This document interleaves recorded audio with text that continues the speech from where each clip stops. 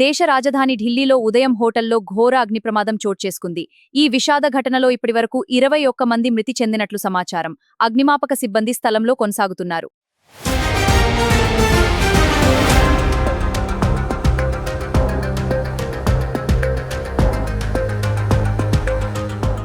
మృతుల్లో విదేశీయులు కూడా ఉన్నారని అధికారులు తెలిపారు.